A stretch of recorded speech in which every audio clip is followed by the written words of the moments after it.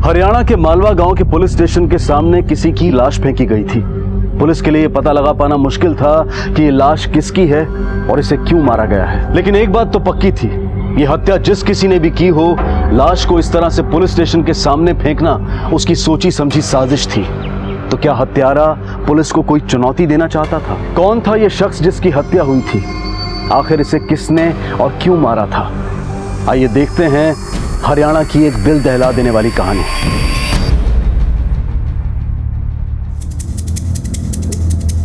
Sir, हाँ, यहाँ ये क्या हुआ?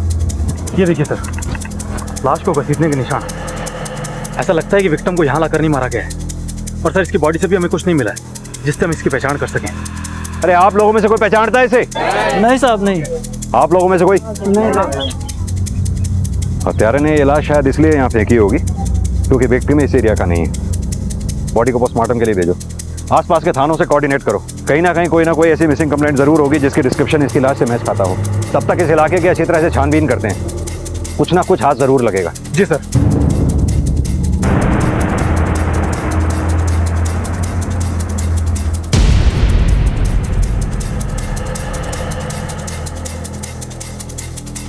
तुम सही कह रहे हो, इसे मारा कहीं और गया और लाकर पुलिस स्टेशन के सामने फेंक दिया गया। और ये काम किसी अकेले आदमी का मुझे लगता नहीं। और अगर ये काम किसी अकेले आदमी का है तो उसे लाश को खेत और जंगल के रास्ते घसीट के लाने में बहुत मुश्किल हुई होगी।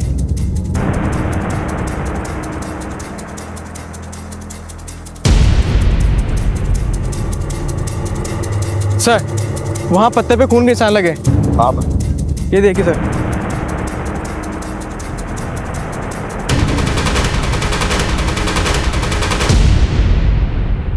ये ब्लड के सैंपल्स इकट्ठा करो। Okay sir. सर, खून के धब्बे देख के तो ऐसा लग रहा है कि लाश को इसी तरह से लाया गया हो। मलिक, ये जंगल और खेत खलियान का इलाका तो यहाँ आकर खत्म हो गया। यहाँ से अपने पुलिस स्टेशन तक की दूरी करीब 1.5 से 2 किलोमीटर की होगी। मान लो हत्यारा यहाँ से लाश को लेकर घुसा और पुलिस स्टेशन तक घसीट कर ले गया तो उसे खासी मेहनत करनी पड़ी होगी। लेकिन सर, लाश को 2 किलोमीटर तक घसीट के ले जाना, और वो भी ऐसी लाश जिसे ले जाने में तकलीफ हुई हो, कोई भी हत्यारा इतनी मेहनत क्यों करेगा? जो इंसान एक जिंदगी को खत्म कर सकता है वो 2 किलोमीटर तो क्या 5 किलोमीटर तक भी लाश को घसीट कर ले जा सकता है। सवाल वो नहीं है। सवाल ये है कि उसने लाश को पुलिस स्टेशन के सामने ले जाके क्यों फेंका? वो कहीं और भी तो ठिकाने लगा सकता था उसको। सर, शायद ये हत्यारा जानबूझकर ऐसा चाहता हो कि हम इस लाश तक जल्द से जल्द पहुंचे। तो तुम्हारे कहने का मतलब ये है कि लाश तक हम नहीं, लाश हम तक पहुंची है। ऐसी बेनाम लाश जिसके बारे में हम उतना ही जानते हैं जैसे कि एक कोरा कागज। इस लाश के बारे में पता करना इतना आसान नहीं होगा। आसपास के घरों और गांव में पता करो, शायद कोई घर ऐसा मिले जिसका इस लाश से कनेक्शन हो। और हाँ, इस लाश की फोटोग्राफ को हर इलाके में सर्कुलेट करा दो। हो सकता है कोई मिसिंग कंप्लेंट ऐसी मिले जिसका इस लाश से मैच हो। जी सर।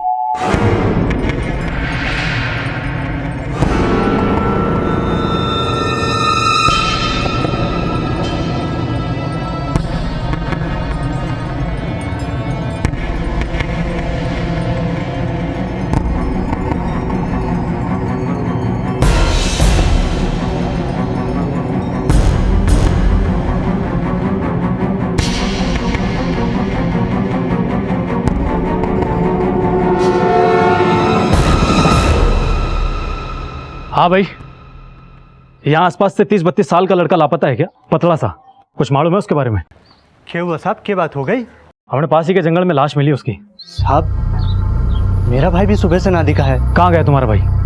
कुछ बता के गया है? यहाँ वहाँ घूमे हैं साहब, दिमाग से थोड़ा कमजोर से है। कभी इस गली में कभी उस गली में, न जाने कहाँ होगा साहब, किसी को ना मालूम। इस फोटो को पहचान सकते हैं आप?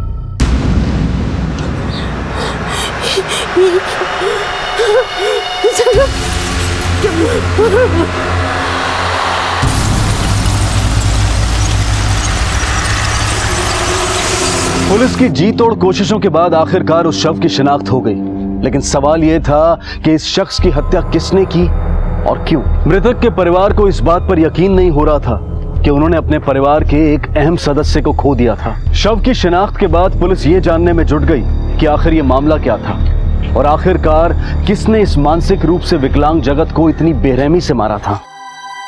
पता नहीं साहब, किसने मारा और क्यों मारा मेरे जगत को। अरे मेरा बेटा किसी का बुरा कर ही नहीं सकता था, इतनी समझ ही कहाँ थी उसमें। मतलब? अरे साहब, देखने में बड़ा ज़रूर था, उसका दिमाग भी कमज़ोर था। बिल्कुल 10-12 साल के बच्चे की तरह बर्ताव था उसका। लगी ले मेरी बारी है, मैं खेलूंगा ले। अरे ऐसे नहीं खिलाते किसी कम।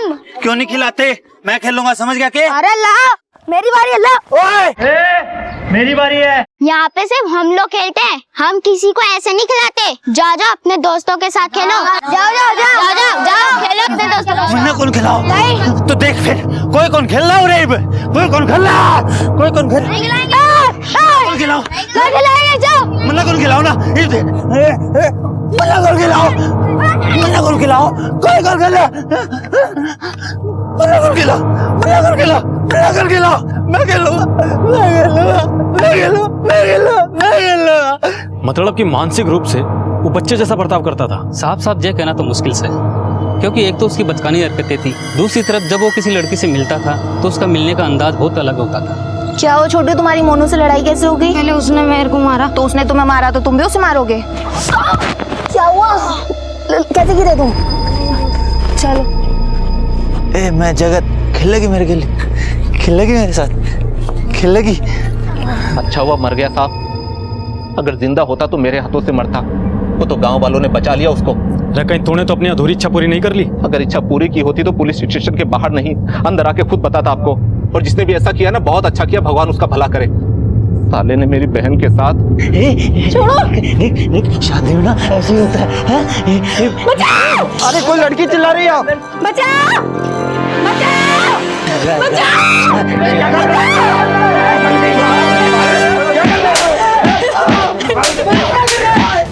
अरुण भैया, वो जगत सुमन को छेड़। जगत काजल, काजल, काजल, काजल बहन को छेड़ता है। यही काट दूंगा तुझे, यही काट दूंगा, यही काट दूंगा।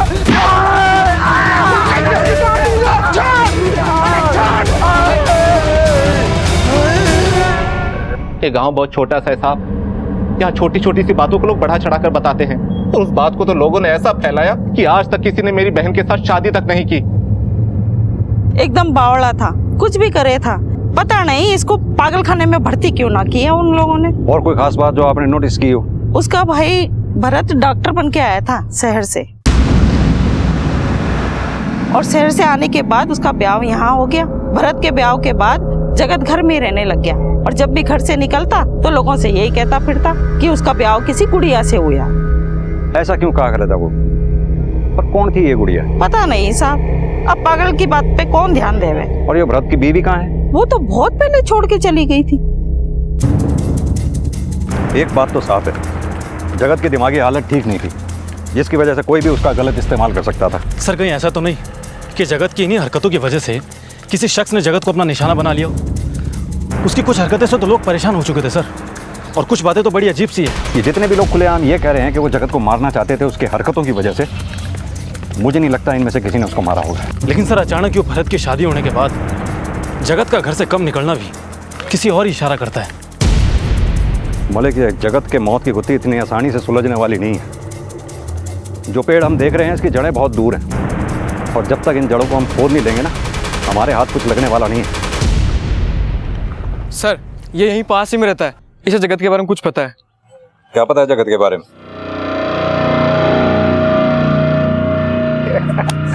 ओए जगत, ओए जगत, ओए जगत, ओए इधर आ।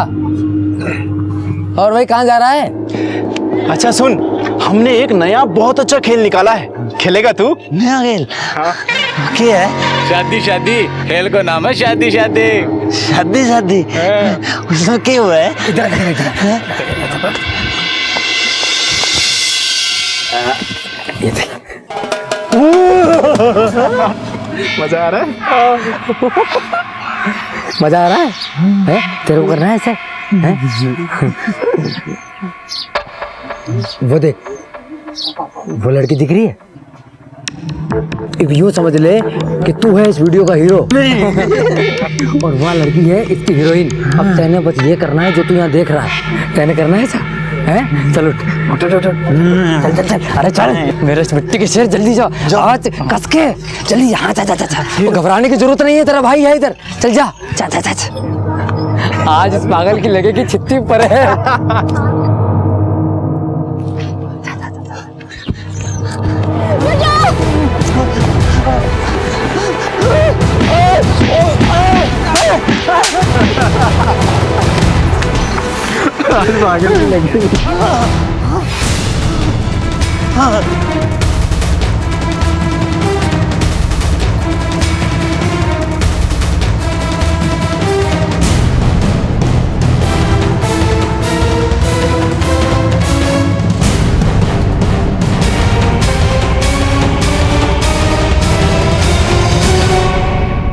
सर, मैंने तीनों से अच्छे से पूछताछ की है।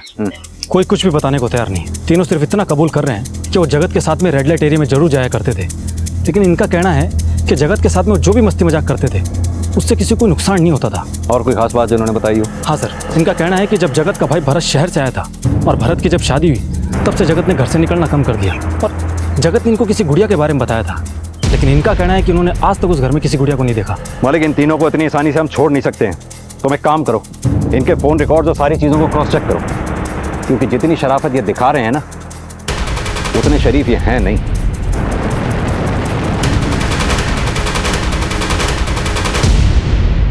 साहब, भरत जगत का छोटा भाई से अभी अभी शहर से डॉक्टरी करके आया से। जगत अगर किसी की बात सुनता था तो सिर्फ भरत की। भरत उसने मंदिर लेके जाता था, अच्छी अच्छी बातें बताता था। साहब, भरत की वजह से जगत को हम तीनों लड़कों से मिलने से रोक पाए थे। और गुड़िया, इसका तो नाम सुना ही होगा आपने, इसका क्या राज है? गुड़िया कुछ नहीं साहब, बस जगत के दिमाग का एक छलावा था। हाँ साहब, वो खुद ही औरतों के कपड़े पहन के अपनी ही बीवी की होने की नकल किया करता था, तो हमें लगा कि ऐसा करने से अगर वो शांत रहता है और दूसरों को नुकसान ना पहुंचाए तो ऐसा करने से हम उसे ना रोकते थे। लेकिन तुम तो अपनी बीवी को भी नहीं रोक पाए। उसे रोकना मुमकिन ना था साहब, उसे जगत से प्रॉब्लम थी, इसीलिए वो घर छोड़कर चली गई।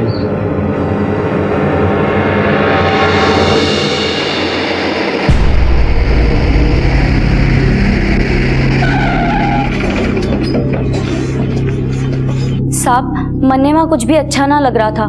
पहले दिन से ही उनके परिवार वालों पे शक सा होने लगा था और उन लोगों ने तो शादी के बाद तक मन्ने ये ना बताया था कि उनके एक बड़ा लड़का भी है जो कि पागल से, वरना 20 लाख दहेज में देकर कौन उस घर में शादी करता।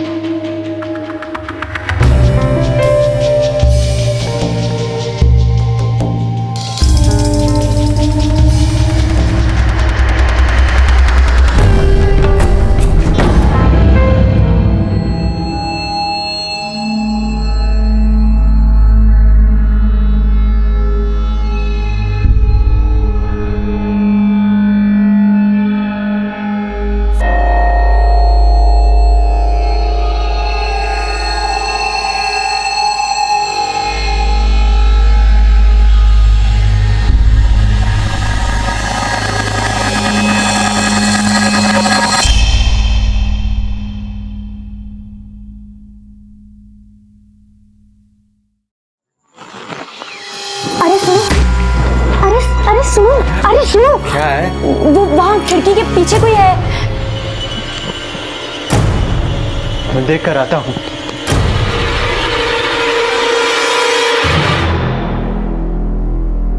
अरे डरने की कोई बात ना है, जगत भैया थे, पता नहीं कैसे आज बाहर निकल आए। कभी कभी उनको दौरे पड़ते हैं। बाहर निकल आए मतलब? और दौरे किस चीज के पड़ते हैं? चंदा, उनकी दिमागी हालत ठीक नहीं है।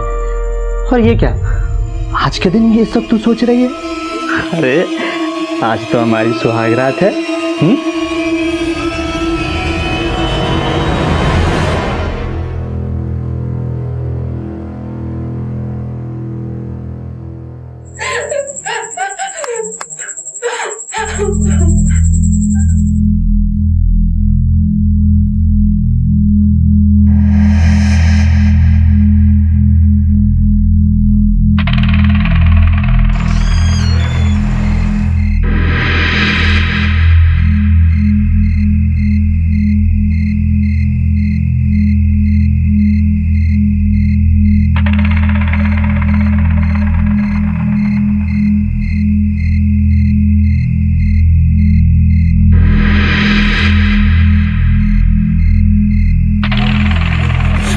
अरे चंदा, तू यहाँ इतनी रात को क्या करे से?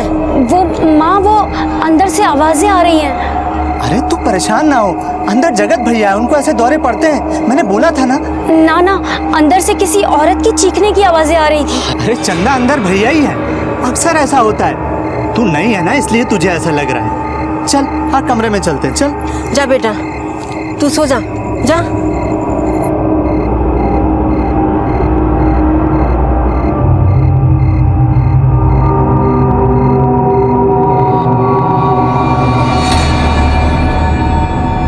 उसे यहाँ लाकर गलती तो ना कर दी हमने।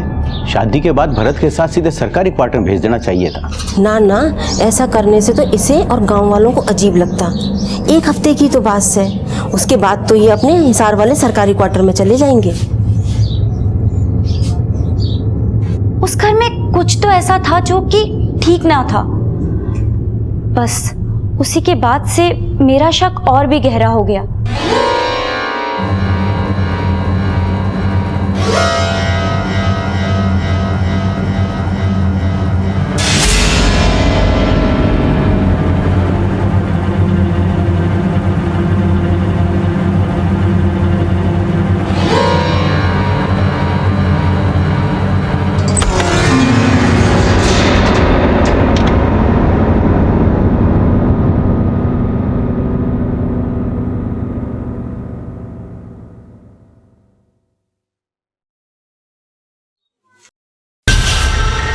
गुड़िया, मदद।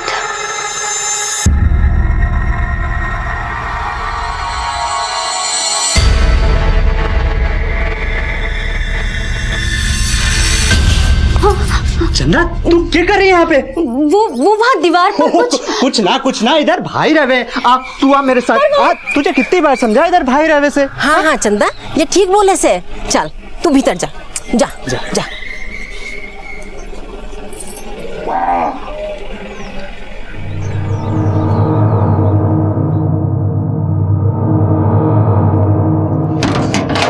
साहब, जब मैं वहां गई तो मैंने साफ साफ दीवार पर देखा था, वहां किसी ने नाखून से लिखा था गुड़िया मदद। लेकिन साहब, जब मैं वहां दोबारा गई तब वहां ऐसा कुछ भी ना था। और ये बात मैंने अपने पति को भी बताई थी। मैं कसम से बोलूं हूँ, मैंने वहां दीवार पर गुड़िया मदद लिखा देखा है। चंदा के गुड़िया गुड़िया लगा रखा है तने? अरे आप हमारी बात पर विश्वास क्यों ना करो हो? ठीक है, चल अंदर जाकर देख कर आते हैं, उसके बाद ही तन्ने मन के वहम दूर होगा। चल। हाँ चलो। बता कहाँ लिखा है? अरे यही तो था। कहाँ? यही, पर अब कहाँ गया?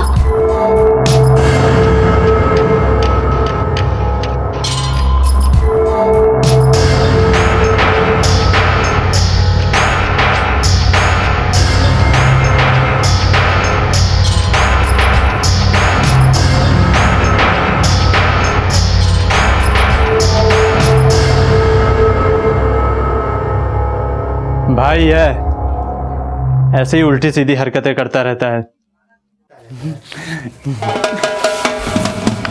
गुड़िया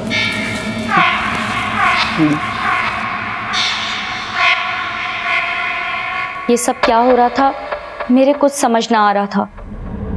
मैंने जानने की कोशिश भी की पर कोई फायदा ना हुआ। और फिर उसके बाद मैंने वो घर छोड़ दिया और यहाँ चली आई।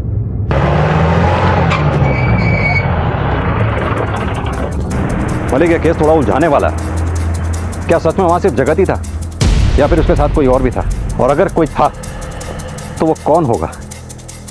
इस केस में जितने मुंह उतनी बातें हो रही हैं, पर इन बातों में सच कहाँ छुपा है? सर, हमने जगत के घर के आसपास पता किया, उनमें से किसी ने जगत के यहाँ कभी कोई औरत नहीं देखी और ना ही जगत को कभी औरत के कपड़ों में देखा। सर, क्यों ना एक बार भरत से पूछताछ की जाए? आखिर उसके आने के बाद से तो जगत के बर्ताव में बदलाव आया था। नहीं मलिक, ये सही मौका नहीं है भरत से पूछताछ करने का। एक काम करो, उस पर नजर रखो, उसके घर के सारे फोन टैप करो। जी सर। जिस केस की शुरुआत एक अनआइडेंटिफाइड बॉडी से हुई थी, वो केस अब कई सवालों से घिर चुका था। और उन सवालों में जो सबसे बड़ा सवाल था वो था एक नाम, गुड़िया। आखिर कौन थी ये गुड़िया और इसका क्या लेना देना था जगत के साथ? क्या ये वाकई में किसी का नाम था या फिर सिर्फ ये एक कल्पना थी? आखिर क्यों ये सारे सवाल इस बात की ओर इशारा कर रहे थे कि कहीं ना कहीं भरत की सब में हिस्सेदारी थी। लेकिन इन सारे सवालों की शुरुआत जिस सवाल से हुई थी उसका जवाब पुलिस को अब तक नहीं मिला था। आखिर किसने मारा था जगत को? सर, मैंने पता किया है। भरत पढ़ाई के दौरान हिसार के मेडिकल कॉलेज के हॉस्टल में नहीं बल्कि किराए के मकान में रहता था। क्या? हाँ सर।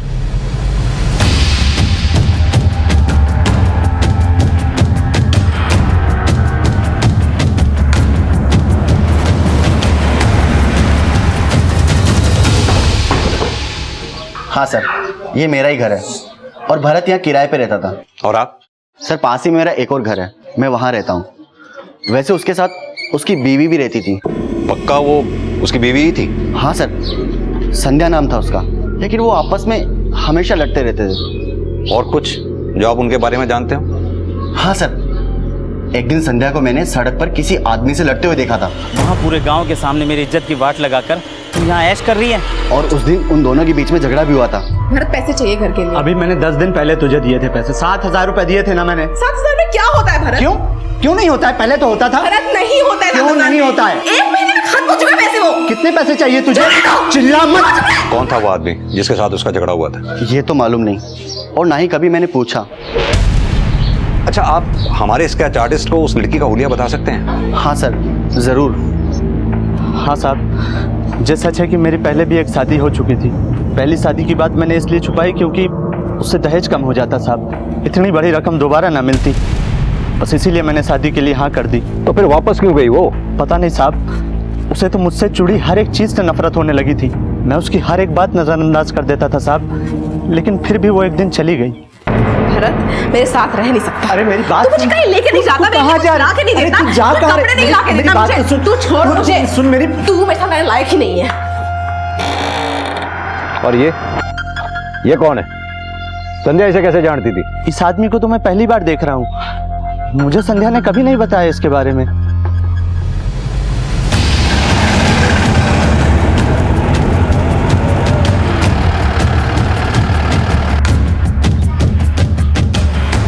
क्या बात से साहब? संध्या का घर यही है? जी नहीं, जिस संध्या की आप बात कर रहे हैं वो हमारे लिए कब की मर चुकी है। सरपंच के बेटे से शादी होने वाली थी साहब उसकी। अब तो ये कहते हुए भी शर्म आती है कि वो हमारी बेटी है। न जाने कब उसके दिमाग में गोबर भर गया साहब। उस भरत के साथ भाजगी, मुंह काला करा दिया उसने पूरे गांव के सामने मेरा। इसे पहचानते हैं आप? ये तो हरीज है साहब। इसकी फोटो लेके क्यों घूम रहे हैं आप? इससे ही तो संध्या की शादी होने वाली थी। छोरी तो संभालने न जाती तेरे से, मुंह उठा के रिश्ता लेकर चला आया। भाई शेखर, अब ये 3 लाख रुपए तो तने देने ही पड़ेंगे। 3 लाख? पर शादी तो हुई ना है। ये भी टेंट तंबू का खर्चा कौन देगा? तुम्हारी लड़की की गलती की सजा हम क्यों भुगते हैं? पैसे ना थे, मजबूर में जमीन बेचनी पड़ी। ना जाने कौन मनुष्य घड़ी में पैदा हुई थी। ना वो हमारी बहन है, ना इस घर की बेटी।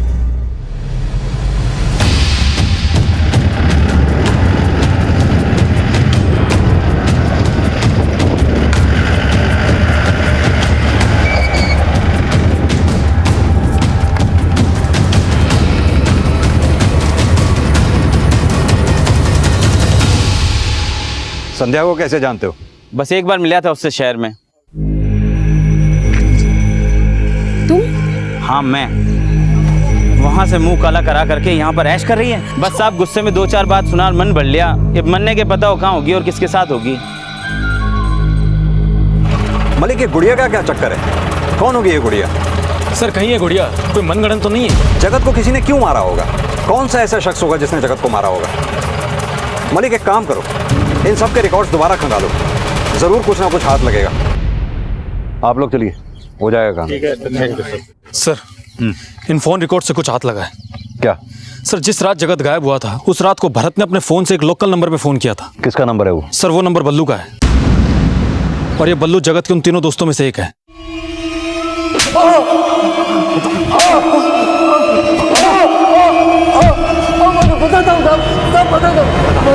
बता, किसने मारा जगत को? मैंने मारा साहब। तो फिर किसने मारा? तू तो डॉक्टरी करके घर आ, 20 लाख में बात तय हो गई है। 20? हाँ, शादी कर और उन पैसों पे ऐश कर। बावड़ा हो गया क्या तू? तूने 2 साल से शादी कर रखी और आज तक नहीं बताया। ये क्या करे? ये तो सोने के अंडे देने वाली मुर्गी है, किसी भी हालत में इसको छोड़ नहीं सके हैं।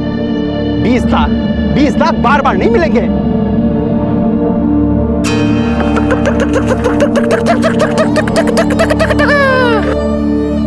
एक काम कर, लेके आ उसे, देखते हैं क्या करना है।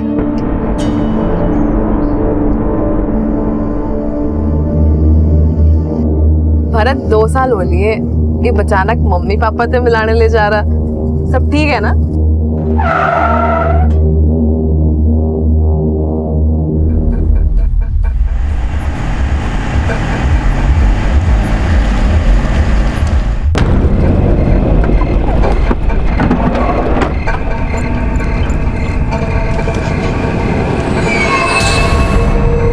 उठाओ जल्दी से।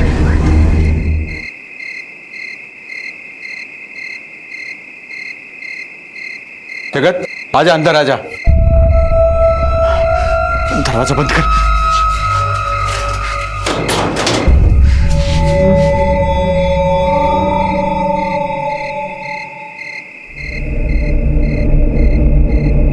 या ना आज से तेरी गुड़िया से तू ना इससे शादी खेल सके, इतने कोई ना रोके वो। लुगाई बनेगी या शादी के लो, मैं शादी करूं? बब्बू, मैं इसका हस्बैंड बनूंगा। तू कहीं बनेगी तू मेरी, मैं तेरा हस्बैंड। शादी कर लेंगे हम, शादी कर लेंगे, ठीक है? चलो सब।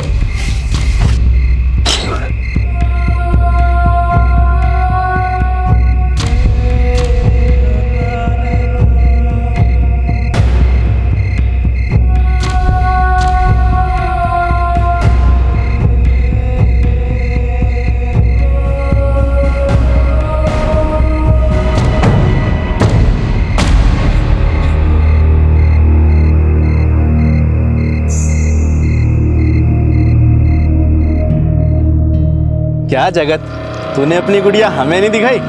ओए, मैं कौन दूं मेरी गुड़िया, मेरी है वाह।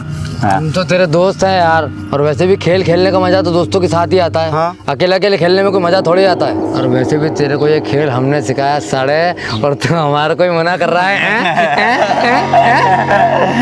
ये देख जगत, हम तेरे लिए क्या लाए हैं। एक मेरी तरफ से भी चॉकलेट, और ये नहीं। पर एक बात है बुल्लू, जितनी बार भी मेरी गुड़िया के लिए खेल लगा ना, उतनी चॉकलेट देनी पड़ेगी, मंजूर है? अरे एक नहीं, 3 चॉकलेट लेके आऊंगा, और एक ये, एक मेरी तरफ से ये, और ठीक है? 4 अब ना सरताज ऐसा करते हैं कि पहले ना गुड़िया के साथ मैं खेल लेता हूँ, ठीक है? तो चॉकलेट का, ठीक है? हाँ खेल।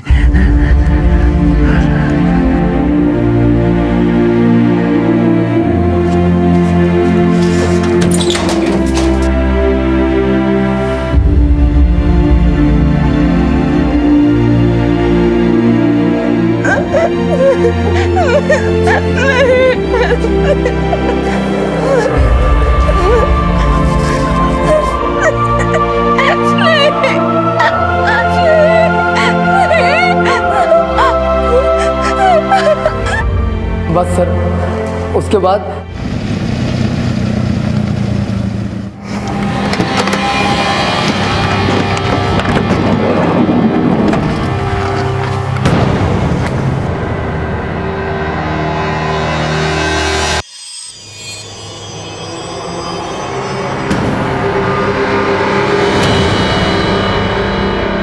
तो फिर संध्या कहाँ है?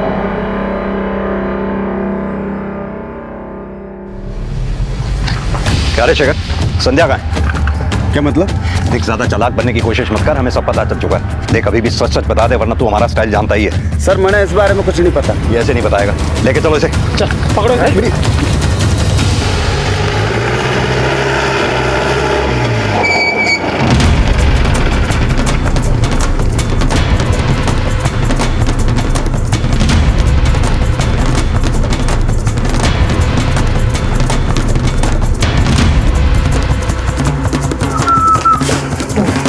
हाथ चिपके बैठा है।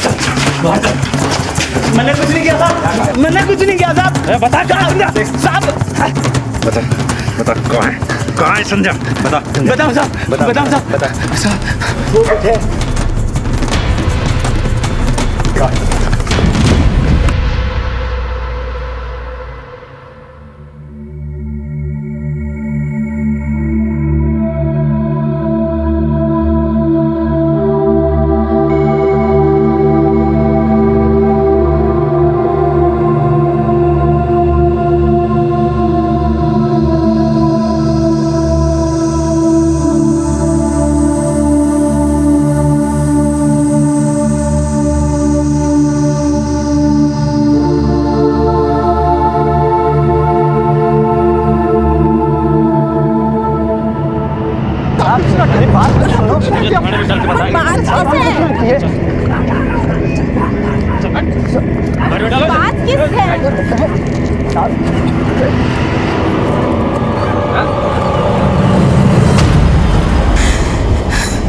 मैं तो अपना नाम तक भूल चुकी थी। जिस दरिंदगी से मैं गुजर रही थी, मुझे तो यकीन भी नहीं था कि मैं इन सब से बाहर भी निकल पाऊंगी।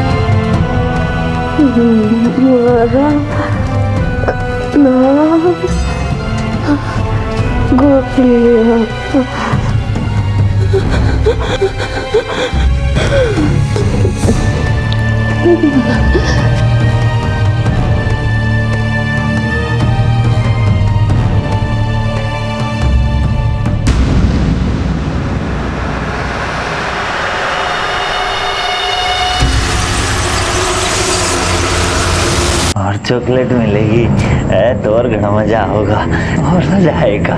सारे रोज चॉकलेट खाऊंगा, सारे शादी खेलेंगे। बल्लू कितनी चॉकलेट देगा मेरे को? बल्लू 1 2 कितनी चॉकलेट देगा भाई?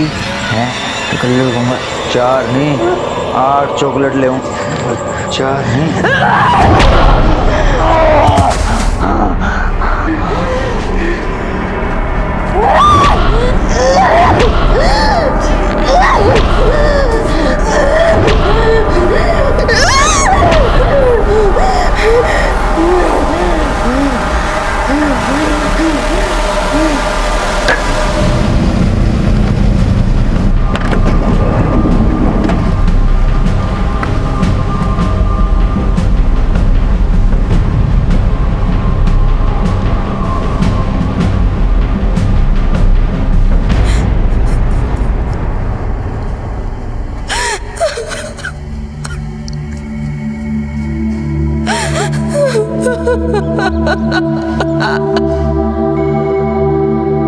लालच किसी भी इंसान को अंधा बना देता है। ये हमें मानसिक रूप से अपंग बना देता है। इस केस में दहेज के लालच की वजह से संध्या के साथ जो कुछ भी हुआ वो इंसानियत पर प्रश्न चिन्ह खड़े करता है। क्या हम इतने गिर गए हैं कि चंद रुपयों की खातिर अपने जमीर और ईमान से मुंह फेर लें?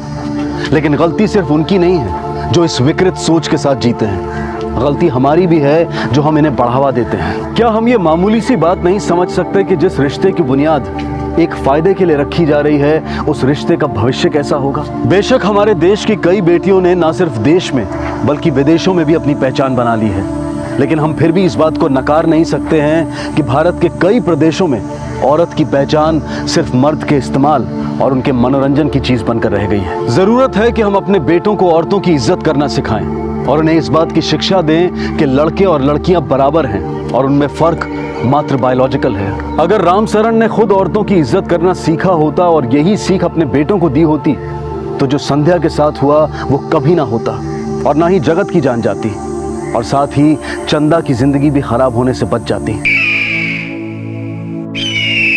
कौन हूं मैं? क्या है मेरा वजूद क्या है मेरी पहचान? किसी की बेटी, किसी की बहन, किसी की बीवी, या फिर एक जिस्म जिसे नोचने को तैयार है चील, कौवे और भेड़िए। जीते जी तो लड़ गई मैं उनसे, पर मरने के बाद मेरे मुर्दे जिस्म को भी नहीं छोड़ा उन्होंने।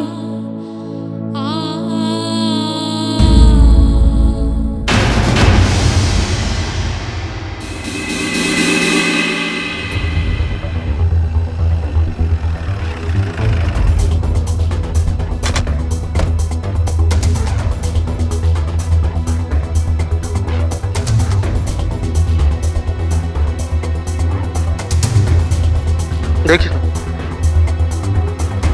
सर, लाश तो पूरी सड़ चुकी है, हड्डियां तक छूट रही है। बॉडी को पोस्टमार्टम के लिए भिजवाओ और आसपास का पूरा एरिया सर्च करो। Okay sir.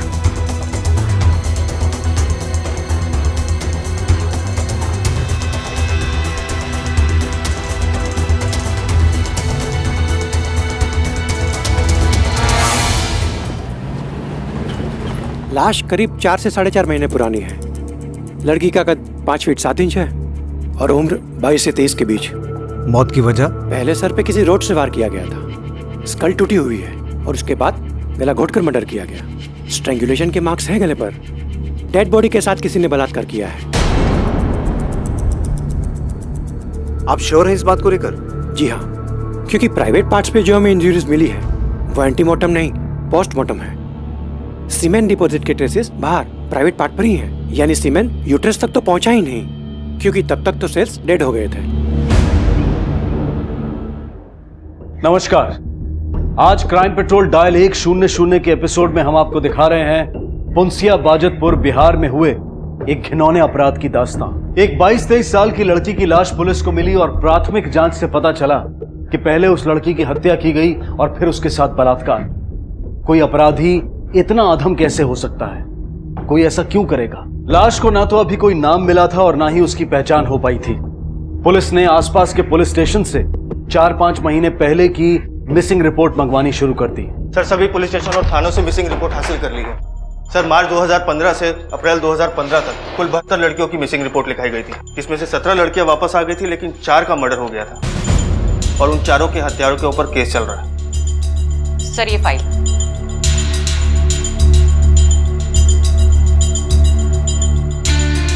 लतिका, तुम्हारी हाइट कितनी? 5.3। और पाठक तुम्हारी? Sir 6 feet. तुम्हारी पत्नी की? तकरीबन 5 फीट 3 इंच। पाठक, जिस लड़की की डेड बॉडी मिली है उसकी हाइट है 5 फीट 7 इंच और हमारे यहाँ इतने ऊंचे कद की लड़कियां बहुत कम मिलती हैं। पाठक, एक काम करो, जिन लड़कियों की मिसिंग केस की फाइल अभी तक क्लोज नहीं हुई है उनके परिवारों से पता करो ऐसी कितनी लड़कियां हैं जिनकी हाइट लगभग इतनी है। सिर्फ उन्हीं परिवारों को शिनाख्त के लिए बुलाओ। मुझे लगता है अब इस लड़की का कद ही इस केस को सुलझाने में हमारी मदद करेगा। लाश काफी गल चुकी थी और अब उसकी पहचान हो पाना मुश्किल था। पुलिस ने अनुमान लगाया कि हो सकता है कि लड़की की मिसिंग कंप्लेंट ना लिखवाई गई हो, इसलिए उन्होंने खबरियों के नेटवर्क को काम पर लगा दिया। 5 गांव से 5 लड़कियों के गुमशुदा होने की खबर मिली, लेकिन उनमें से सिर्फ 3 लड़कियों का कद लाश से मैच करता था। अब जांच का दायरा सिमटकर उन 3 परिवारों तक आ पहुंचा था। क्या उनमें से कोई शिनाख्त कर पाएगा इस लाश की? ये चूड़ियां हमें लाश के हाथों से मिली थी। आप पहचानते हैं इसे? आपकी बेटी की हैं? नहीं साहब, न तो ये चूड़ियां हमारी बिटिया के हैं और न ये लाश। नहीं साहब, हमारी बहन लंबी जरूर थी पर ये नहीं हो सकती। ठीक है, आप लोग जा सकते हैं। वो तीसरी फैमिली का क्या हुआ? सर, तीसरी फैमिली एक ड्राइवर की है, नाम है फिरोज। उसकी बीवी लापता है, अभी पटना गया हुआ है, देर रात तक लौटेगा, कल सुबह तक थाने आ जाएगा।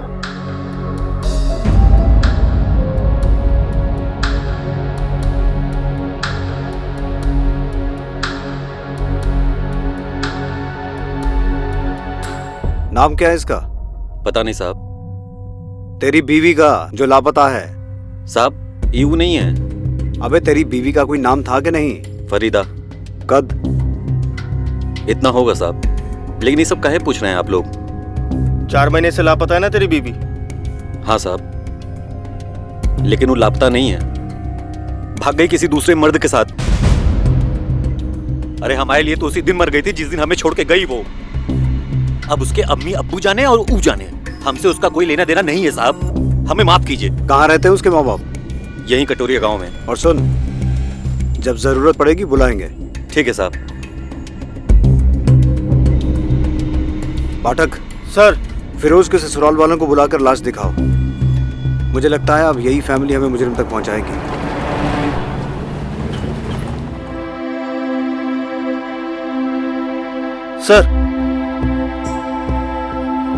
सर मुन्ना, हमने सुना है आपकी बेटी लापता है। आपकी बेटी लंबी थी, लगभग उसी कद की एक लड़की की सड़ी हुई लाश मिली है हमें। हमारी बेटी नहीं होगी साहब। बिना लाश को देखे कैसे कह सकते हो कि तुम्हारी बेटी नहीं है? आओ।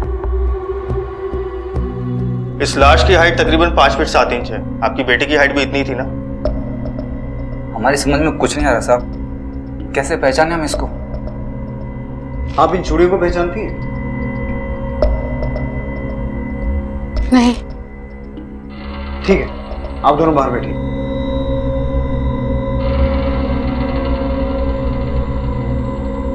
पाठक सर, इन दोनों को लैब लेके जाओ।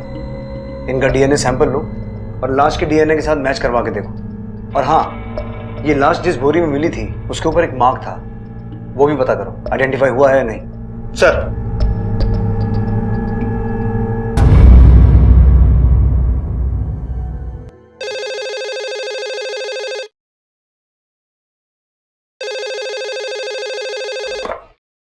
हेलो सर, उस लाश का डीएनए मुन्ना बाबू और रज्जो का डीएनए से मैच हो गया। मतलब लाश फरीदा की है? जी सर। थैंक यू डॉक्टर साहब। पाठक सर, फरीदा की दोनों फैमिलीज को बुलाओ। अब इन दोनों फैमिलीज की कुंडली हमें खोलनी होगी। फरीदा और उसके शौहर के ताल्लुकात कैसे थे ये पता लगाना बहुत जरूरी है, क्योंकि शौहर तो कह रहा है कि उसकी बीवी किसी के साथ भाग गई थी। सर, ऐसा भी तो हो सकता है कि जिसके साथ वो भागी थी उसी ने उसे मार दिया। हो सकता है, लेकिन अगर वो किसी के साथ भागी थी तो कोई अपनी प्रेमिका को मारकर उसकी लाश के साथ रेप क्यों करेगा? अब इस केस को सुलझाने के 2 ही रास्ते हो सकते हैं पाठक। पहला तो ये पता लगाना कि वाकई में फरीदा ऐसी थी जैसा उसका शौहर बता रहा है, और दूसरा उस क्रिमिनल की साइकोलॉजी को समझना जिसने ये घिनौना अपराध किया है। पाठक, लाश के साथ रेप हुआ है। ये क्रिमिनल नेक्रोफिलिक भी हो सकता है। मुझे लगता है हमें क्रिमिनल साइकोलॉजिस्ट डॉक्टर बोस की मदद लेनी चाहिए। तुम एक काम करो, तुम फिरोज के साथ तहकीकात शुरू करो, मैं डॉक्टर बोस को मिलकर आता हूं। Sir. Well, since it's a case of dead body rape, इसमें कई सारी पॉसिबिलिटीज हो सकती हैं। बैठो। एक तो ये कि शायद कोई आपसी दुश्मनी हो। इस लड़की की तस्वीर है कोई आपके पास? जी नहीं। इसकी संभावना बहुत ज्यादा है कि लड़की बेहद खूबसूरत होगी, और यह भी हो सकता है कि कोई उसे पाने की कोशिश करता रहो और अंत में कुछ हासिल होता नजर नहीं आया तो पहले उसने लड़की का मर्डर कर दिया और फिर रेप। कोई दिल जला आशिक ये क्राइम कर सकता है। डॉक्टर बोस, इस केस में ऐसी कोई जानकारी तो नहीं मिली है, फिर भी हम इस एंगल के बारे में गौर जरूर करेंगे। कोई खूबसूरत लड़की अगर ना कहे तो मेल ईगो को चोट लगती है और वो ऐसी हरकत कर सकता है। एक और पॉसिबिलिटी है, लेकिन वो बेहद रेयर है। नेक्रोफिलिया। डॉक्टर बोस, मुझे नेक्रोफिलिया के बारे में थोड़ी डिटेल जानकारी चाहिए। नेक्रोफिलिया मतलब मेंटली इम्बैलेंस लोग जो सिर्फ डेड बॉडीज के साथ ही रेप करते हैं। लेकिन ऐसे लोगों में ज्यादातर औरतों से प्यार पाने की हिम्मत नहीं होती। अपीयरेंस से वो लोग शाय दिखते हैं, औरतों से नजरें भी नहीं मिला सकते, लेकिन अपनी शारीरिक जरूरतों की पूर्ति करने के लिए वो लोग डेड बॉडीज की तलाश करते रहते हैं। ऑपर्चुनिस्टिक नेक्रोफिलियक्स। लेकिन ऐसे केसेस बहुत रेयर होते हैं, क्योंकि हमारे यहाँ ज्यादातर डेड बॉडीज को दफनाया नहीं जाता बल्कि जलाया जाता है।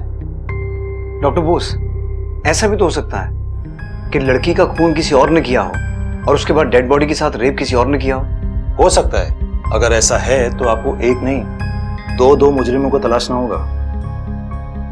लेकिन इस केस को सॉल्व करने का सबसे अच्छा और आसान तरीका है विक्टिम के बारे में जानना, विक्टिम की पर्सनालिटी के बारे में जानना, क्योंकि विक्टिम की हिस्ट्री ही आपको क्लू दे सकती है कि उसे किसने मारा होगा। इसका मतलब है हमें शुरुआत वहां से करनी होगी जहां से फरीदा की कहानी शुरू हुई, उसके अपने माता पिता के घर से भागने से।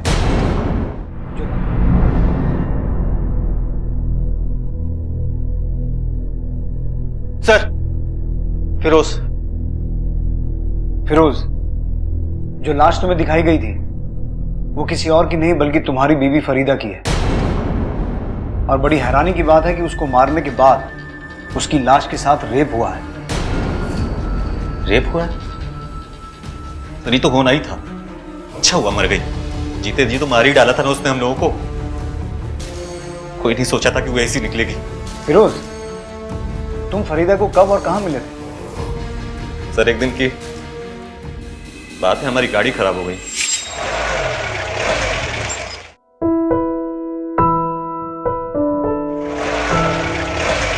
हम कुछ मदद करें आपकी? अरे आप क्या मदद करेंगे हमारी? अरे आप गाड़ी स्टार्ट कीजिए, हम धक्का लगाते हैं। क्या बात कर रही हैं? अब आप धक्का देंगी? अरे काहे हम धक्का नहीं लगा सकते? अरे लड़की है पर कमजोर नहीं। चलिए आप गाड़ी स्टार्ट कीजिए, हम धक्का लगाते हैं। देखते हैं। चलिए, 1 2 3।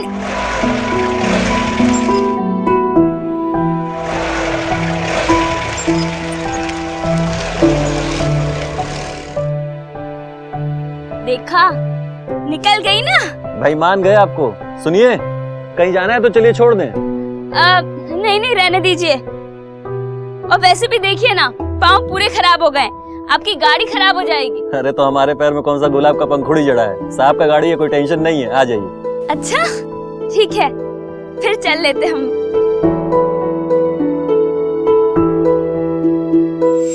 बस साहब, उसमें कुछ बात तो थी कि हमारी गाड़ी के पहिए उसकी घर की ही तरफ घूमने लगे। हम दोनों मिलने लगे, इश्क हो गया था साहब उससे। एक दिन हम दोनों ने भाग कर निकाह कर लिया। हम दोनों बहुत खुश थे एक दूसरे के साथ। उसे अपनी लंबाई पे बहुत गुमान था।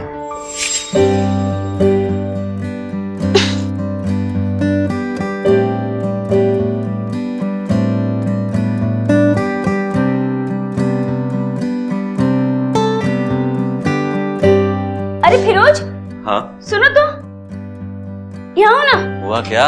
इतना काहे शर्मा रहे हो? हाँ, बीवी है हम तुम्हारी, कोई परोसन नहीं। अरे लेकिन काम का है। बस यहाँ खड़े रहो, काम कुछ भी नहीं है। चुपचाप खड़े रहो और निहारो कि तुम्हारी बीवी कैसे पंखा साफ करती है।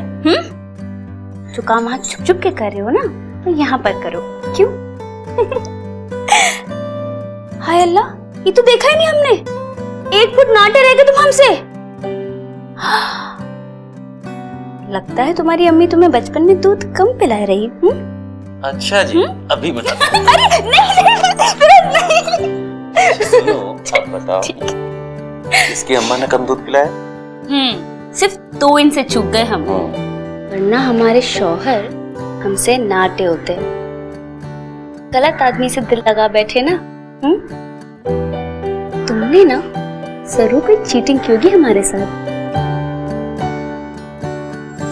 चीटिंग तो वो कर रही थी हमारे साथ। घर वालों से लड़ाई लेके निकाह किए थे उसके साथ, अपनों से दुश्मनी मोल लिए थे। बदले में उसने कहा दिया धोखा, घर छोड़ के भाग गई किसी यार के साथ। फिरोज, क्या लगता है तुम्हें, किसके साथ भागी होगी तुम्हारी बीवी? पता नहीं साहब, पता नहीं किस किस के साथ चक्कर चला रही थी। अरे हमारी तो इज्जत ही मिट्टी में मिला के गई। अब कहां मुंह दिखाएंगे साथ वालों को? ठीक है, तुम फिलहाल जा सकते हो।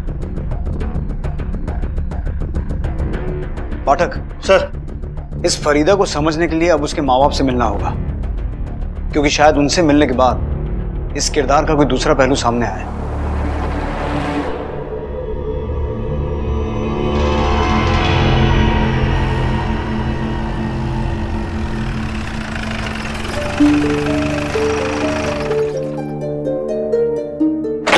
मुन्ना बाबू। हाँ साहब, आपकी बेटी अब इस दुनिया में नहीं है। जो लाश आप लोगों ने देखी थी, उसका डीएनए आपके डीएनए के साथ मैच हो गया है। इसका मतलब वो लाश फरीदा की ही थी।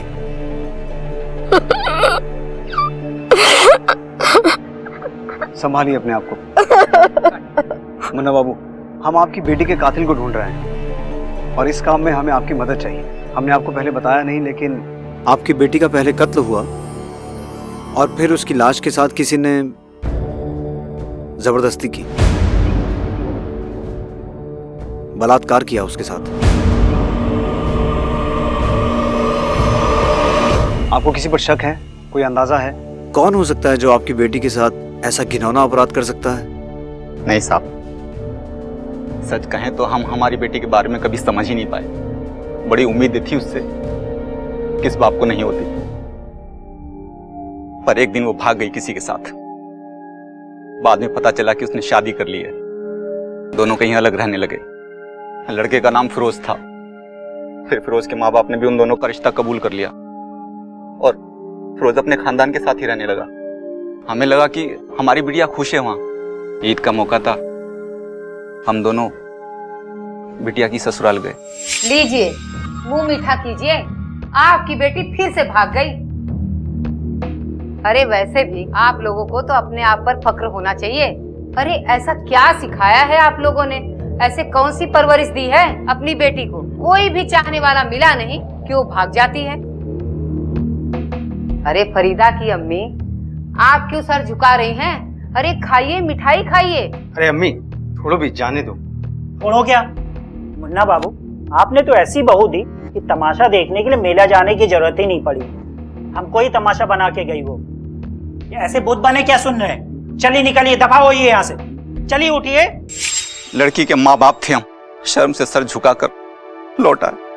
बुरा मत मानिएगा, लेकिन जब फरीदा आप लोगों के साथ यहाँ रहती थी शादी से पहले, तब उसका किसी के साथ कुछ? नहीं साहब, हमारी बेटी ऐसी नहीं थी।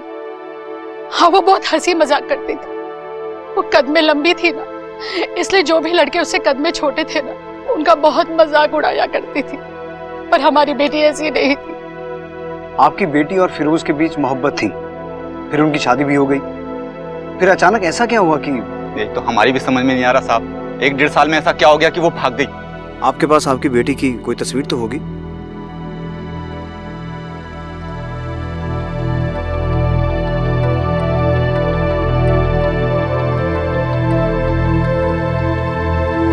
शुक्रिया।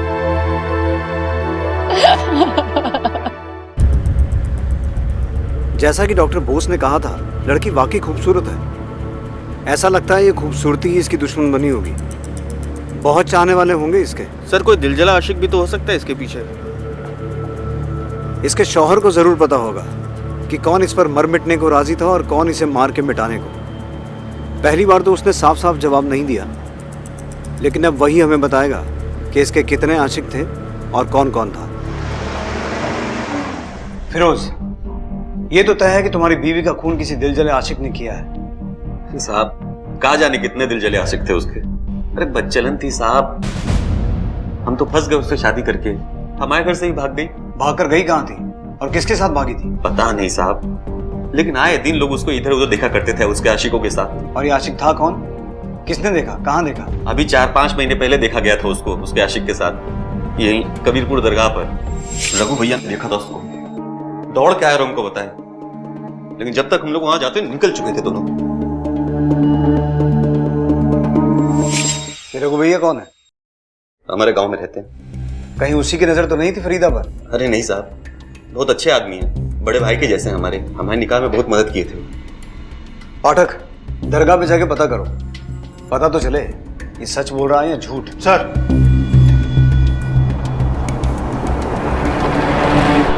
बाबा इस लड़की को पहचानते हैं क्या?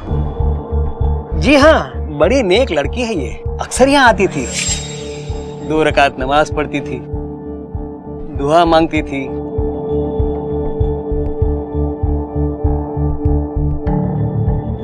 गरीबों को खाना खिलाती थी।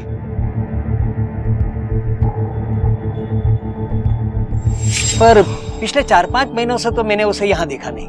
पर हमारी जानकारी के हिसाब से तो वो यहाँ किसी के साथ आती थी। जी, अपने शोहर के साथ आती थी या फिर अकेले। इसे पहचानते हैं? जी हाँ, यही तो उसका शोहर है, फिरोज नाम है इसका। अच्छा बाबा, कभी किसी और के साथ आई थी यहाँ? परवरदिगार की कसम, वो वैसी औरत नहीं थी, ये एकदम पाक दामन औरत है वो। शुक्रिया सर ये फिरोज झूठ बोल रहा है। इसकी बीवी दरगाह तो जाती थी, लेकिन या तो इसके साथ या फिर अकेले, कभी किसी और के साथ नहीं गई सर। और सर 4 महीने से तो वो दरगाह गई नहीं। वे झूठ बोलकर गुमराह कर रहा है तू। साहब हम काहे गुमराह करेंगे आपको? राजेश, रॉकी, सलीम, बबलू, समीर, इन सबके साथ चक्कर था उसका, और कहा जाने कितना चक्कर था। ये जिन लौड़ों के तूने नाम लिए हैं कहाँ मिलेंगे? सर ये फिरोज कहीं हमें गोल गोल तो नहीं घुमा रहा? पाठक, एक औरत का मर्डर करके उसकी डेड बॉडी के साथ रेप करने वाला आदमी कोई सिंपल आदमी तो नहीं होगा ना? सर आपका शक कहीं फिरोज पर तो नहीं? हाँ सर, उसके पास मोटिव है, वो उसका मर्डर कर सकता है, लेकिन लाश के साथ रेप? अगर मुजरिम कोई मानसिक रोगी है तो उसका कोई क्रिमिनल रिकॉर्ड भी होगा। सर लेकिन फिरोज का तो किसी भी पुलिस स्टेशन में कोई क्रिमिनल रिकॉर्ड नहीं है। और वो 5 लोग, राजेश, सलीम, समीर, रॉकी और बबलू, देखते हैं अब इन 5 की कुंडली में क्या निकलता है। सर एक बात और, सर जिस बोरे में लाश मिली थी उसके डिटेल्स लेने के लिए मैंने मिश्रा जी को भेज दिया है।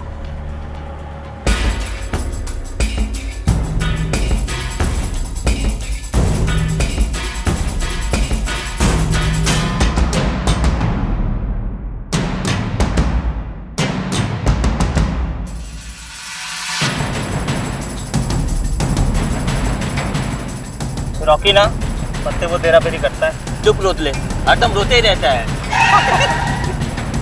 अरे पुलिस! साहब पत्ते खेल रहे थे, जुआ नहीं खेल रहे थे हम लोग। सिखा मत। राजेश कौन है? ये साहब।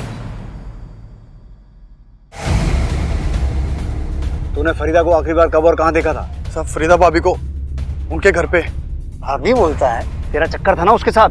अरे नहीं साहब, अम्मा कसम, हमने तो बस एक बार उनके हाथ की बनाई फिरनी खाई थी, बस उसके बाद तो मैंने देखा भी नहीं साहब। जब से वो गायब हुई तब से कहीं देखा? नहीं साहब, कहीं नहीं देखा। राजेश झूठ मत बोल, फिरोज ने हमें बताया कि तू उससे मिलता था। साहब वो झूठ बोल रहा है, सारा हमको वो। तुझी को क्यों फंसा रहा है? कोई तो वजह होगी ना। गायब होने से पहले उसको मैं फिरोज के साथ लड़ते हुए देखा था। हमारे वजह से घर में कौरा मचा है, हमारे वजह से? मत खुलाओ तुम हमारा। अरे तो तू ही बता ना, वही रात कव्वाली जाने के लिए क्यों मिली जब हम घर पे नहीं थे? किसके साथ गई थी तू?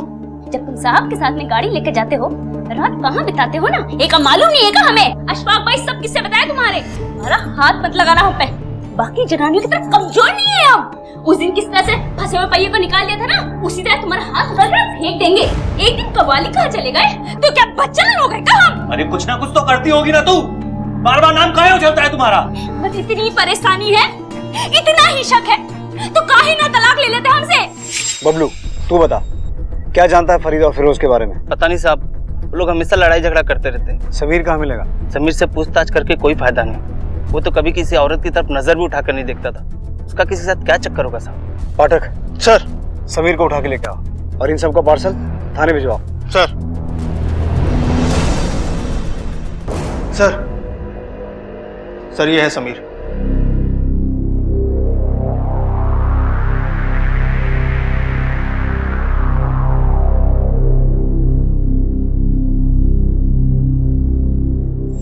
अपीयरेंस से वो लोग शायद दिखते हैं, औरतों से नजरें भी नहीं मिला सकते।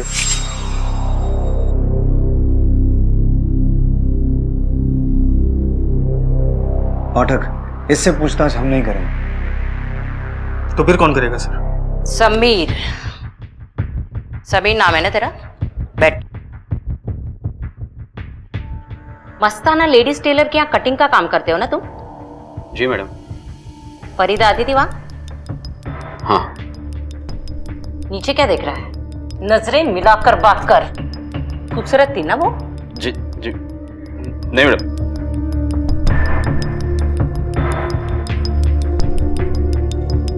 खूबसूरत है, दिल तो आ ही गया होगा ना? जी मैडम, मेरा मतलब नहीं मैडम, बहुत डर लगता था, बहुत मजा करती थी। गुदगुदी होती थी अंदर? जी नहीं। अच्छी लगती थी? जी नहीं मैडम, अक्सर कपड़े सिलवाने आया करती थी तो नाप मुझे ही लेना पड़ता था। डॉक्टर बोस ने जैसा कहा था ये बिल्कुल वैसा ही है। और बहुत छेड़ती थी। एक दिन वो मेरे दुकान पर आई। अरे कैसे हो लाजू जी?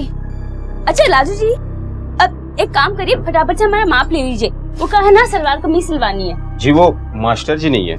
अरे मास्टर जी नहीं है तो क्या हुआ, आप तो है ना, जल्दी से माप ले लीजिए हमारा। वो आपने वो फिल्म देखी है जो नहीं आई है, ओ ऐश्वर्या राय की? हाँ, उसमें कैसी कुर्ती सिली है, बस डिट्टो ऐसी सिलवानी है हमें।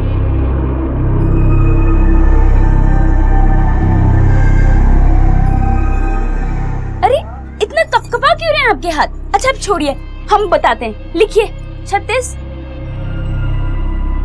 क्या हुआ लाजू जी? जी वो आप लाजू जी मत बोला करिए, सब बाद में बहुत हंसते हैं। ओए होए, तो क्या छुई हुई बोले आपको? हाँ, आपकी ना शादी करवा देनी चाहिए। एक बार शादी हो जाएगी ना फिर सब सही हो जाएगा। वैसे लाजू जी, आपकी शादी लड़की से करवाएं या फिर? अच्छा ठीक है, लेकिन सिल के रखिएगा, मैं बाद में आती हूँ। इसलिए खून कर दिया तूने फरीदा का? खून? क्या कह रहे सब आप? भला मैं खून क्यों करूंगा? सिर्फ खून ही नहीं, खून करने के बाद लाश के साथ रेप किया तूने। रेप? हेलो, हाँ एक मिनट सर, मिश्रा जी का फोन। बोलिए मिश्रा जी। ठीक है, हम आते हैं। लतिका, जब तक ये सच ना बोले अच्छे से मेजरमेंट लो इसका। कैदी की वर्दी सिलवानी है इसकी। Yes sir.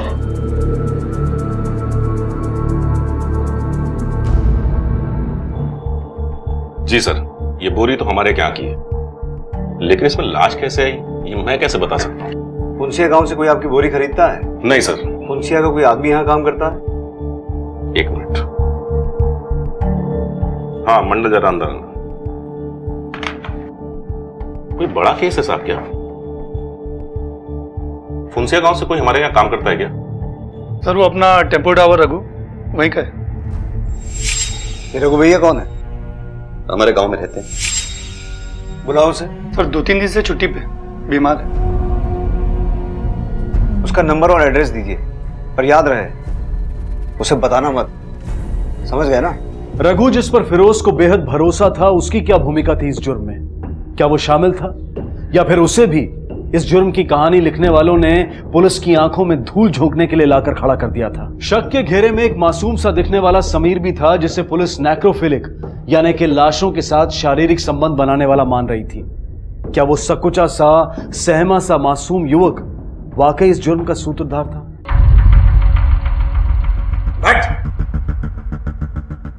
और क्या क्या किया रघु ने तेरे लिए? सिर्फ लाश फेंकने के लिए बोरी का इंतजाम किया था या खून में शामिल था वो? क्या कर रहे हैं साहब आप? हम काहे करने लगे खून? रघु भैया ने तो निकाह के वक्त हमारी काफी मदद की थी, वो काहे करेंगे खून? देख फिरोज, तेरी उल्टी गिनती शुरू हो चुकी है। तूने क्या कहा था? तेरी बीवी के बहुत से यार हैं, तूने नाम भी बताए, लेकिन जब हमने पता किया उनमें से एक भी आदमी ऐसा नहीं निकला जिसकी तेरी बीवी के साथ यारी हो। फिर तूने क्या कहा? तेरी बीवी दरगाह जाती थी किसी के साथ। तेरी बीवी जिस दिन से गायब हुई है वो दरगाह गई नहीं। पर साहब चुप! क्या कहा था तूने? तेरी बीवी के साथ झगड़े होते थे, तलाक तक बात पहुंच गई थी। नहीं, तू अपनी बीवी पर बदचलन होने का इल्जाम लगा रहा है। पर साहब अशफाक भाईजान ने ही ये बात हमें बताई थी, एक बार नहीं कई बार, कि उसका एक के साथ नहीं कईयों के साथ चक्कर है। तूने जिस जिस का नाम लिया हमने सबकी कुंडली निकलवाई है, एक भी आदमी उसमें शामिल नहीं है। झूठ बोल रहे हैं साहब, ऐसी बात भी कोई कबूल करता है क्या? एक बात बता, तूने अपनी बीवी को देखा कभी किसी के साथ?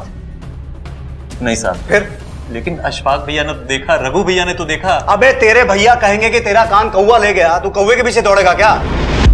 पाठक चल, इसके प्यारे भैया अशफाक को उठा के लेके आ। ये केस अब इन दोनों पे खत्म होगा। और याद रखना फिरोज, बहुत घिनौना अपराध हुआ है, एक लाश के साथ रेप हुआ है। सजा तो मिलेगी ही, लेकिन उससे पहले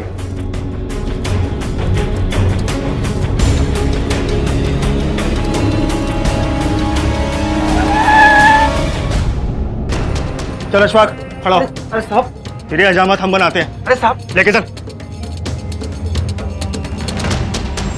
साहब, फरीदा औरत नहीं, आफत थी, आफत। तो उस आफत को तूने रास्ते से हटाया या तूने अपने भाई की मदद की उसे रास्ते से हटाने में? अल्लाह कसम साहब, मैंने कुछ नहीं किया, पर यह सच है कि मेरे छोटे भाई की बीवी की हरकतें कुछ ठीक नहीं थी। अच्छा, जरा हम भी तो सुने। फिरोज जब घर से निकल जाता तो फरीदा भी कहीं गायब हो जाती, देर देर तक घर नहीं आती। आस पड़ोस के लोग तरह तरह की बातें करने लगे, हम सरेआम जलील होने लगे, पानी नाक से ऊपर हो गया था।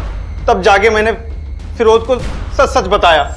मोहब्बत अपनी जगह, अब वो तेरी बीवी है, नजर रखा कर उस पर। ना जाने क्या क्या किसके साथ करती फिरती है, अब मुझसे बर्दाश्त नहीं होता है। अरे ऐसी बात ही तो पहले बताना चाहिए था ना, अब क्यों बता रहे हो? बड़ा भाई हूं तुम्हारा, अच्छा ही लगता है ये सब कहना। कब तक कोई खामोश रहे? एक बार समझाने की कोशिश की तो उल्टा मेरे ऊपर पलट पड़ी, भला बुरा कहने लगी। औरत जात पर लगाम रखना सीख, नहीं तो किसी दिन हम सबके चेहरे पर कालिख पोत कर भाग जाएगी।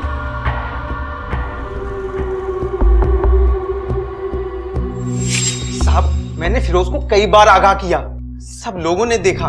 घर से भागने के बाद बेहयाई से सर उठाकर घूम रही थी। क्या करता साहब, सब कुछ अपने भाई को बताना पड़ा। भाई ने कहा तो सच, बीवी ने कहा तो झूठ। ऐसी बात नहीं है साहब, आपको पता नहीं है, अशफाक भाईजान नहीं रहते तो हम कभी घर वापस नहीं आ सकते थे। तो भाई का कर्जा तूने ऐसे चुकाया, बीवी की जान लेकर। लेकिन एक बात बता फिरोज, लाश के साथ बलात्कार करते हुए तुझे घिन नहीं आई? क्या बात कर रहे हैं साहब आप? हम इतने गिरे हुए नहीं कि मुर्दे के साथ, और ना ही अशफाक भाईजान इतने गिरे हुए हैं। जरूर उस फरीदा का कोई ना कोई आशिक रहा होगा जिसने उसके साथ ये सब किया होगा। अरे उस घोड़ी को हम लगाम कस ही नहीं पाए, खून क्या करेंगे? और रही अशफाक भैया की बात, अरे उनके पीछे तो खुद ही दौड़ी थी मारने वो। अरे फिरोज, ये कहाँ है? जब कल रात हम घर पे नहीं थे, कहाँ थी तू? काहे बौखला रहे हो इतना? कव्वाली सुनने गए थे। किसके साथ गई थी कव्वाली सुनने? जैसे अपने घर से भागी थे, हमारे साथ किसी और के साथ भागने का इरादा है क्या तेरा? फिरोज, जबान संभाल के बात करो। आवाज नीची, शौहर है हम तेरे। बहुत कुछ बताया अशफाक भाईजान ने तेरे बारे में। हाँ तो जाके कह दो मेरे अशफाक भाई से। हाँ, बीवी हम तुम्हारे, निगाह की है तुम्हारे साथ में। कोई घर में पड़ा हुआ पैजामा नहीं कि 4 दिन वो पहने 4 दिन तुम। अशफाक! अरे बाप रे! अब आपको यकीन नहीं आता तो बबलू से पूछ लीजिए। बबलू ने जो बताना था बता दिया है, अब तो सिर्फ ये बता तूने अपनी बीवी को मारा क्यों? जिसकी कसम खिलानी है खिला लीजिए साहब, हमने खून नहीं किया। अरे एक तो थप्पड़ जरूर मारा है उसको जब गुस्सा मगज पे चढ़ जाता था। अरे भाई को गाली देगी तो गुस्सा नहीं आएगा का? तो तू फरीदा के बारे में अफवाहें फैला रहा था और अपने भाई के मन में शक के बीज बो रहा था। नहीं साहब, मेरा छोटा भाई तो मेरे बेटे जैसा है साहब। नहीं साहब, क्या बे, हम कंचे खेलते हैं और तू हमारा बड़ा भाई है जो हमें घुमाएगा? नहीं साहब, हम तो छोटे लोग हैं, हम क्या घुमाएंगे। लेकिन हम सच बता रहे हैं, आस पड़ोस में तरह तरह की बातें होने लगी तो किसी का भी दिमाग खराब हो जाता। यहाँ तक तो हमने फिरोज को कई बार समझाया, भाई ठंडे दिमाग से काम ले। इसका मतलब ये हुआ कि फरीदा का खून तूने नहीं तेरे भाई ने किया है।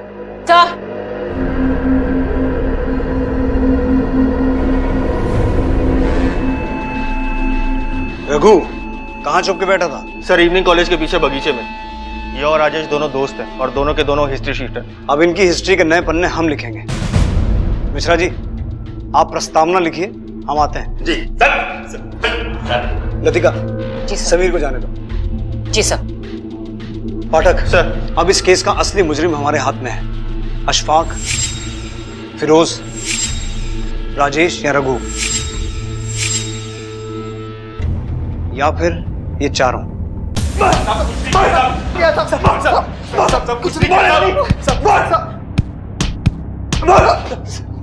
सर, ये अखबार रघु की गाड़ी में से निकला है। ये दुनिया का सबसे बकवास अखबार है, इसे कोई नहीं पढ़ता है, सिर्फ रघु ही पढ़ता है। और खास बात यह है सर, यही अखबार लाश के पास मिला था।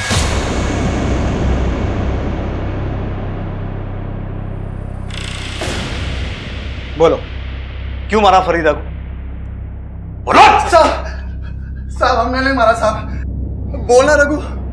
साहब, हमने तो सिर्फ लाश को ठिकाने लगाने में मदद की थी साहब, और कुछ नहीं। अगर तुम दोनों ने फरीदा को नहीं मारा तो किसने मारा है? लाश के साथ रेप किसने किया? What?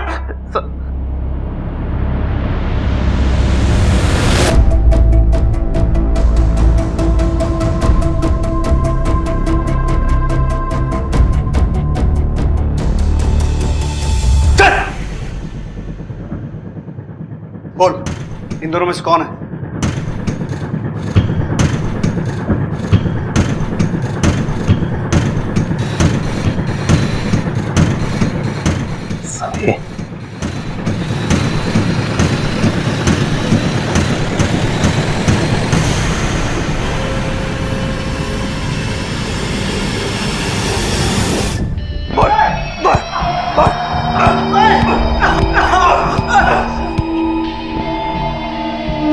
अब बोलेगा भी। मैंने मारा फरीदा को। पहले मैं फरीदा और फिरोज की शादी के खिलाफ था। जब मैंने फरीदा को देखा तो देखता ही रह गया। मैंने अब्बू को मना लिया।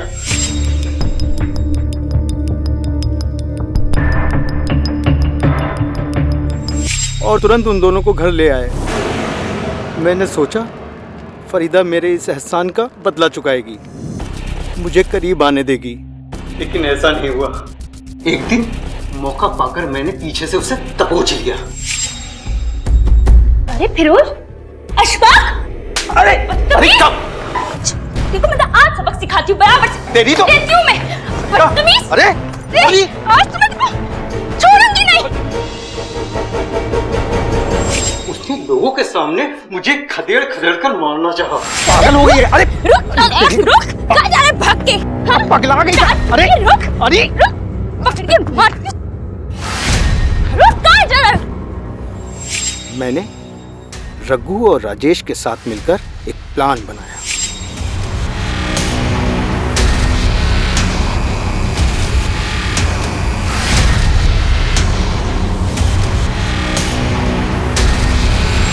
उसे रघु पर बड़ा यकीन था। रघु को उसके पास भेजा। भाभी जान, अस्सलाम वालेकुम। वालेकुम अस्सलाम। आइए भाई। और भाभी जी, आपको एक खुशखबरी देना चाहते हैं। हाँ बताइए। जो फिरोज भाई है ना, फिरोज भाई ने घर बनाने के लिए एक जमीन खरीदी। तो मैंने ये सोचा कि कहीं आपको बाद में जमीन पसंद ना आए, तो चलो मेरे साथ आपको दिखा देता हूँ। अरे सोचिए मत भाभी जी, चलो मेरे साथ, मैं आपको दिखा देता हूँ। अच्छा, खुशी की बात है, इतने का सोचना। आइए भाभी जी, मैं हूँ ना आपके साथ। हाँ हाँ चले। जमीन दिखाने के बहाने टेम्पो में उसे बिठा लाए।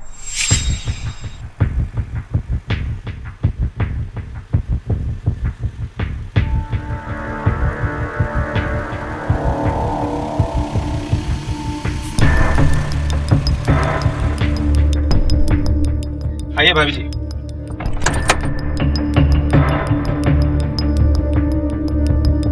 ये देखिए, ये जमीन खरीदी है इतना बढ़िया सा।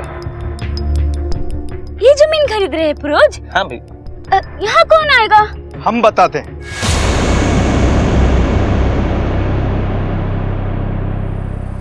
अशफाक, यहाँ से थोड़ी दूर पर है वो जमीन जो तुम्हारे लिए मुकर्रर की गई है। देखोगी तो हैरान हो जाओगी। रघु भाई, ये यहाँ क्या कर रहे हैं? हम यहाँ क्या कर...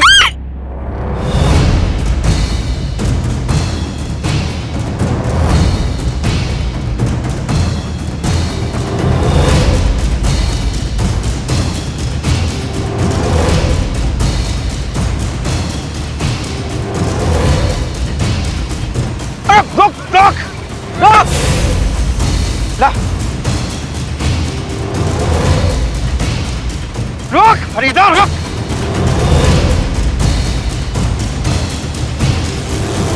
रुक, रुक, रुक।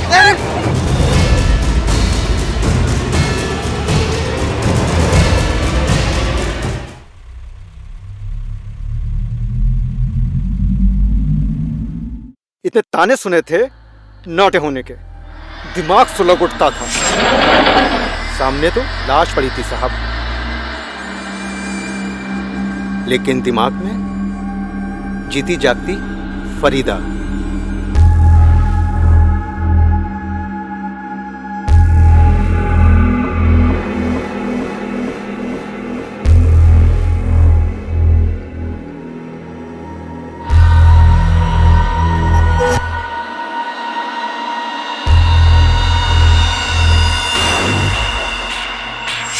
शर्म आती है तुम जैसे आदमी को सामने देखकर। ऐसी चार्जशीट बनाऊंगा तुम्हारे खिलाफ कि जमानत को भी तरस जाओगे।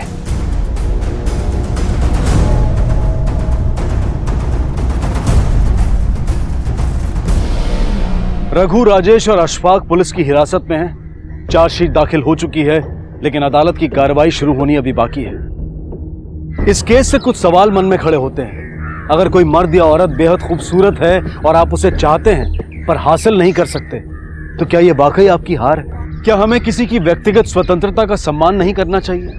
और खूबसूरती कोई बाजार में उपलब्ध वस्तु नहीं है जिसे हम जब चाहे खरीद लें, और अगर खरीद ना सके तो फिर उसे लूट लें। फरीदा के प्रति अशफाक की लालसा ही इस जुर्म की जड़ थी, जिसने ना सिर्फ एक घिनौने जुर्म को जन्म दिया, बल्कि अशफाक ने अपने भाई की शादीशुदा जिंदगी भी तहस नहस करके रख दी। ऐसी भावना, ऐसे विचार जिस दिन भी मन में जागे, उन्हें फौरन मन में ही मसल देना चाहिए, क्योंकि जुर्म पहले मन में पैदा होता है और फिर हकीकत में। मन की इस मैल पर नजर रखना बेहद जरूरी है। अब मैं अनूप सोनी आपसे विदा लेता हूं। फिर मुलाकात होगी अगले एपिसोड में एक और चौंका देने वाले केस के साथ। तब तक अपना और अपने परिवार का ख्याल रखें और देखते रहें क्राइम पेट्रोल डायल 100। सबक एक को सीख हम सबको। जय हिंद। क्राइम पेट्रोल्स के और भी दिलचस्प कहानी देखने के लिए हमारे चैनल को सब्सक्राइब करें और बेल आइकॉन दबाना न भूलें।